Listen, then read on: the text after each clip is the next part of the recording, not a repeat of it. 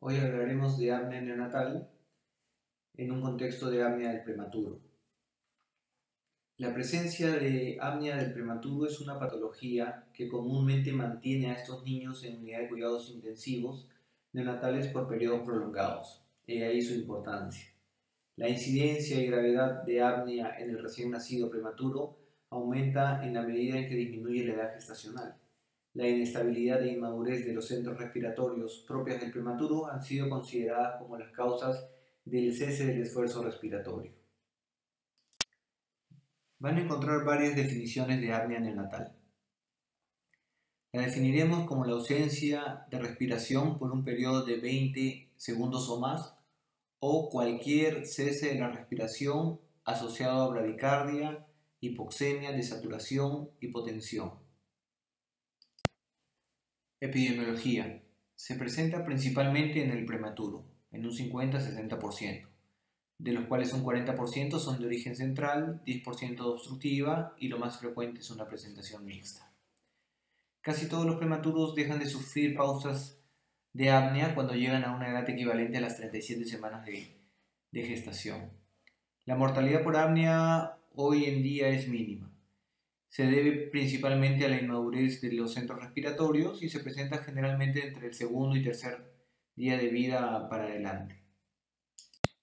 La frecuencia respiratoria de la apnea según la edad gestacional, vemos que a menor edad gestacional es más frecuente la presentación de apneas, pudiendo llegar hasta casi un 100% en recién nacidos prematuros menor de 29 semanas o 1 kilo y disminuyendo a medida que la edad gestacional va aumentando.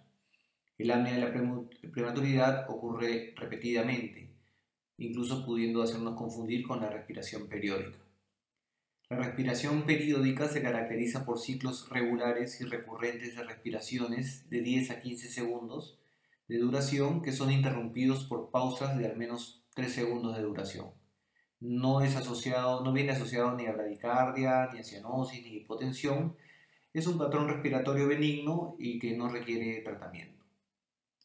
Acá algunos factores de riesgo para desarrollar apnea: la temperatura ambiental elevada, el decúbito supino, cuello flexionado, asfixia previa, incoordinación faríngea, secreción en las vías aéreas, ventilación mecánica. La mayoría de las apneas ocurren durante el sueño activo y menos en el sueño ligero o despierto. La respuesta ventilatoria es deprimida durante el sueño activo más que en el sueño lento. La sensibilidad ventilatoria al CO2 está más deprimida en el sueño activo. El prematuro tiene también una respuesta atípica a la hipoxia. El desarrollo de apnea o la presentación de apnea puede tener múltiples causas: una infección, deterioro en la oxigenación, trastornos metabólicos, fármacos, patología intracraneal, reflujo gastroesofágico, inestabilidad térmica, la prematuridad. Todas ellas pueden producir apnea. En cuanto a la incidencia, se puede presentar en un 50% de recién nacidos prematuros menores de 1,5 kg, 92% en recién nacidos con un peso menor de 1200, 95 al 100% en prematuros extremos o menores de 28 semanas o menores de 1 kilo. En cuanto a la duración del apnea, es inversamente proporcional a la edad gestacional al nacer. El 65% de los recién nacidos prematuros antes de las 28 semanas continúan teniendo apneas hasta la edad de 36 semanas postmenstrual o edad corregida, y un 16% incluso pudieran continuar haciendo apneas hasta las 40 semanas de edad corregida. Fisiopatología. Se presenta inmadurez a nivel del sistema respiratorio.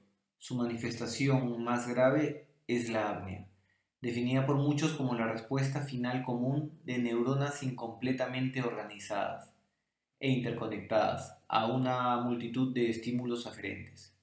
La inmadurez del cerebro medio es la manifestación por pocas conexiones sinápticas, escasa arborización dendrítica y escasa mielinización. La relativa baja de presión arterial de oxígeno de los recién nacidos prematuros los predispone a la respiración periódica y a la apnea a través de un aumento de la actividad de los quimiorreceptores periféricos y una reducción a la sensibilidad o a la respuesta del CO2. Entonces, las áreas involucradas en la fisiopatología del apnea está el centro respiratorio, la vía aérea y el músculo o los músculos respiratorios. A nivel del sistema nervioso central, un sistema nervioso central inmaduro, una fase REM del sueño alterada, pudiendo haber alteraciones de temperatura y quimiorreceptores también inmaduros. En la vía aérea tenemos o puede haber obstrucción a nivel nasal, a nivel de hipofaringe, edema laringio, disfunción de cuerdas vocales o estenosis traqueal y una alteración o una inmadurez de los reflejos protectores. A nivel de músculos respiratorios hay una inmadurez del diafragma y una alta compliance de la pared torácica. Desde el punto de vista etiológico, la apnea del prematuro se clasifica en dos grupos: apnea primaria o idiopática, o de la prematuridad debido a una inmadurez de los mecanismos de regulación de la respiración, y el apnea secundaria, que tiene varias causas como medicamentos en la madre, hipohipertermia, dolor, fatiga, sepsis, infección respiratoria, alteración metabólica, depresión farmacológica, hipoxemia, reflujo gastroesofágico, obstrucción de vía aérea, anemia. O sea, esto quiere decir que es secundario ya sea infecciones, trastornos metabólicos o alteraciones neurológicas. Tipos de apnea: tenemos el apnea central, obstructiva y mixta. El apnea central es puramente por la inmadurez, a nivel de los centros de control de la respiración, a nivel del bulbo raquídeo. Como características hay una ausencia del flujo en la vía aérea y ausencia de movimientos respiratorios. Las oscilaciones cardíacas están presentes. En el apnea obstructiva, por una obstrucción a nivel de tejidos blandos, hipofaringe, flexión del cuello, oclusión nasal o cierre laríngeo, obstructivo, ¿no? Su característica: hay ausencia de flujo en la vía aérea, pero sí hay contracción a nivel de los músculos respiratorios. Y las oscilaciones cardíacas ahí sí están ausentes. Y el componente mixto, que es una combinación de las dos anteriores, generada por un evento central, generalmente. El esfuerzo respiratorio está aumentado por la obstrucción en un primer momento y seguido de una pausa respiratoria de origen central. En este gráfico, solo para resaltar los movimientos de la pared torácica, que es característico que en el apnea de tipo central está ausente, no hay movimientos a nivel de pared como sí lo hay en el apnea obstructiva y en la mixta. Como se comentó hace un momento, que el apnea puede tener varios orígenes. En cuanto al apnea del prematuro, hay que siempre sospechar o estamos obligados a descartar una sepsis. En cuanto a los diagnósticos diferenciales, la apnea en el recién nacido prematuro también forma parte del cuadro clínico de una gran variedad de patologías.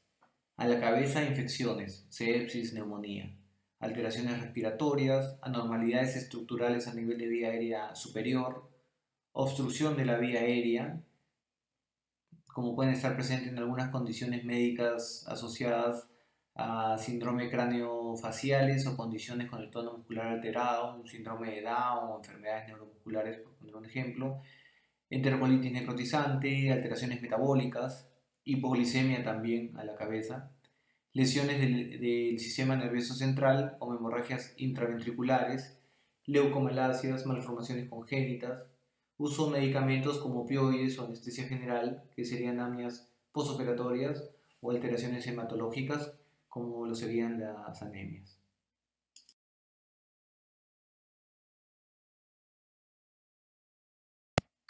En cuanto a los cuidados generales, mantener al neonato en posición prona, con supervisión y monitoreo, con la cabeza en línea media y el cuello en una posición neutra o en ligera extensión para evitar una obstrucción de las vías aéreas altas, o sea, mantener un alineamiento a nivel de vía aérea. Con la cuna ligeramente elevada, conveniente puede ser emplear un colchón de agua con movimientos oscilatorios. Se recomienda también mantener una temperatura neutra, aspirar secreciones orofaringeas si son necesarias, minimizar el uso de maniobras que puedan desencadenar estímulos inhibitorios a nivel pulmonar. También, en cuanto a la estimulación cutánea, se realiza cuando suena una alarma y o cae la frecuencia cardíaca, aunque no ha demostrado tener una eficacia. En cuanto al manejo, en las crisis de apnea se realiza una estimulación cutánea intermitente, no enérgica, y se aspira secreciones si las hay. Si el neonato no responde a la estimulación, se aplica ventilación a presión positiva con un FiO2 igual al que respiraba antes o aire ambiente. Pasado el apnea se realiza una evaluación clínica y se indican exámenes de laboratorio para buscar otras causas. Si hay hipoglicemia, hipotermia, infección o anemia, se indicará el tratamiento correspondiente. En cuanto a los exámenes de laboratorio, va a pedirse cuando corresponda. Si hay una posible causa infecciosa, hay que buscar cómo es la historia clínica materna, signos asociados, que puede agregarse intolerancia alimentaria o pobre succión, letargia, inestabilidad térmica. Se pedirá hemograma, PCR, cultivo. Si hay un deterioro de la oxigenación, encontraremos cianosis, taquimia, síndrome respiratorio. Habría que tomar gases arteriales, radiografía de tórax. Un hematocrito de hemoglobina también ayudaría. En las alteraciones metabólicas pueden venir acompañados de irritabilidad, tremores, depresión a nivel del sistema nervioso central y pediremos glucosa, calcio, electrolitos. Si sospechamos en una patología intracraneal, buscar convulsiones y hacer un examen neurológico minucioso. Pudiera pedirse una ecografía transfontanelar. En la inestabilidad térmica vienen generalmente bebés letárgicos o porosos y hay que monitorizar la temperatura central, que vendría a ser una temperatura. Fármacos que deprimen el sistema nervioso central. Tenemos un bebé hipotónico, una historia materna de repente de anestesia general. También si hay historia materna de preeclampsia severa por el uso de magnesio, se solicitará esta prueba en el recién nacido o screening de sustancias tóxicas en orina. El reflujo gastroesofágico, tenemos bebés con dificultad en la alimentación, pobre ganancia de peso, hay que observar el episodio y de repente pedir radiografía. Otro tratamiento usado es el uso de CPAP, que aumenta el volumen pulmonar, aumenta la capacidad residual funcional y la oxigenación. Estabiliza la caja torácica y mantiene abierta la vía aérea superior. Pasando al tratamiento farmacológico, las metilxantinas estimulan el centro respiratorio disminuyendo el umbral de respuesta a la hipercapnia, aumentando la contractibilidad del diafragma y previene su fatiga. La cafeína es el fármaco más seguro y utilizado. Se recomienda en el apnea primaria o en las formas leves de una enfermedad pulmonar crónica. Como vimos, el tratamiento de elección es el citrato de cafeína. Se usa una dosis de impregnación de 20 mg por kilo y una dosis de mantenimiento de 5 mg por kilo por día, pudiendo llegar hasta 10. En recién nacidos con bajo peso al nacimiento, valorados a los 18 y 21 meses de edad, el tratamiento con cafeína comparado con el placebo nos dio un mejor pronóstico neurológico, especialmente a nivel de parálisis cerebral y retardo cognitivo. En caso de no contar con cafeína, se utilizará aminofilina o teofilina según sea la vía de administración y presentación disponible, a las dosis que ahí se muestran. Y se deben mantener niveles plasmáticos de teofilina entre 8 y 13 microgramos por kilo durante su administración. La cafeína tiene una eficacia similar a la teofilina, pero su vida media es más prolongada, pudiendo llegar a 120 horas. Por lo tanto, también su uso es cada 24 horas, así que es más fácil la dosificación y es un estimulante del sistema nervioso central. Se une a los receptores cerebrales adenocínicos. Su control con niveles plasmáticos es mucho menos riguroso, ya que su dosis tóxica es mucho más alta y se ha visto pocos efectos colaterales. Cuando tenemos a un recién nacido pretérmino con apnea, el tratamiento de elección es el citrato de cafeína. Se puede usar teofilina, aminofilina en caso de no contar con la cafeína. De persistir los episodios de apnea, se agrega CPAP nasal o también otro sistema que se llama cánula binasal de alto flujo. Y si aún así el bebé continúa con episodios de apnea o que requiere ventilación a presión positiva con bolsa autoinflable para mejorar estos episodios, pueden llegar hasta la ventilación mecánica. El tratamiento por estimulación no ha demostrado eficacia. ¿Cuáles son las consecuencias de la apnea neonatal en los prematuros? Tenemos un efecto a corto plazo. La bradicardia frecuentemente disminuye el flujo sanguíneo cerebral, por lo tanto la oxigenación, produciendo daño a ese nivel. Los estados de hiperperfusión pueden potencialmente contribuir al daño a nivel cerebral del prematuro por mecanismos de hipoperfusión seguidos de reperfusión. Efectos a largo plazo. La investigación en estos pacientes es complicada por la coexistencia de otros problemas neurológicos que hace difícil establecer una relación causa-efecto entre las apneas y la alteración a nivel del neurodesarrollo. Pero sí se ha visto que existe gran relación con el síndrome de muerte súbita del lactante.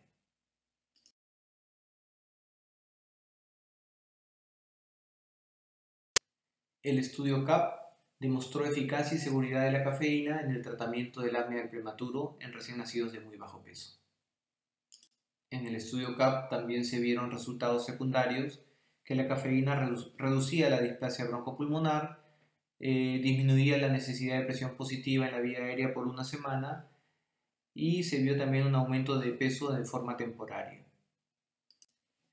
El rol del CO2 en el tratamiento del apnea del prematuro pudo haber sido provisorio, pero no hay estudios que avalen que la inhalación de CO2 a concentraciones bajas tenga eficacia y o seguridad.